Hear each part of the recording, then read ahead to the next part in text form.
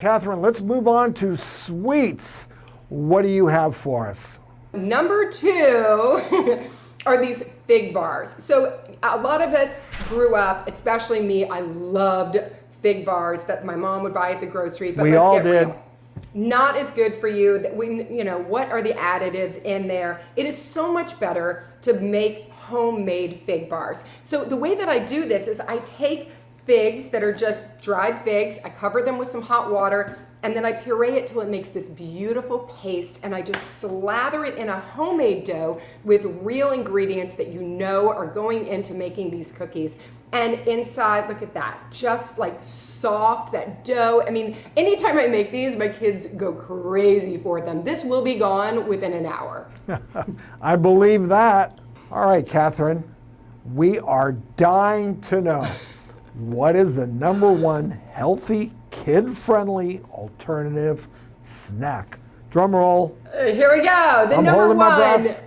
the number one kid-friendly healthy snack is, and I bet a lot of you guys would know, homemade Oreos. Whoa. I mean, this was like when I was a kid, I would go through a sleeve of them in a hot second. Just, so delicious, the crunchy outside, the smooth inside, but I am here to tell you, you can make these homemade in a jiffy. And so we've got this beautiful dough, and it's got that cocoa pattern that doesn't have any sugar in it. So I'm able to limit the amount of sugar that's in the dough itself. And then, you know what, I like to up it again, and that means taking any kind of fun cookie cutters that you've got. So I just pick different shapes. So this is more of a traditional circle, easy. But then, for your loved one, or if it's, a specific holiday, a nice heart in there. And I just cut them out, again, like a really fun thing to do with your kids, especially if you're gonna make these for, an event or something, something special. And then I line an entire cookie sheet with them,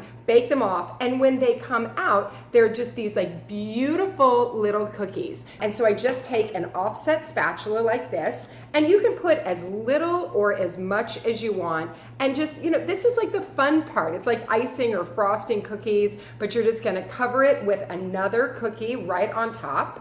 And then I'll show you all of these shapes that I've got.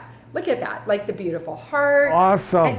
And these like just gorgeous sandwich cookies with that nice creamy center. And just like you would always do, slide it off and you can lick the center, because that's the fun part. Wow. All right, Catherine, no secrets here. You got to tell us what exactly is that filling that is sweet yet better for us. Well, and here's to the point. So you can use a little bit of butter or vegetable shortening if you want to get that nice creaminess, but there's all kinds of other even vegan options. You can use a vegan whipped cream cheese and then just put a teeny bit of like powdered sugar or even honey or maple syrup, coconut sugar. The sky's the limit. So really think about, what you love, what you have on hand, even a little bit of jam. Make it your way.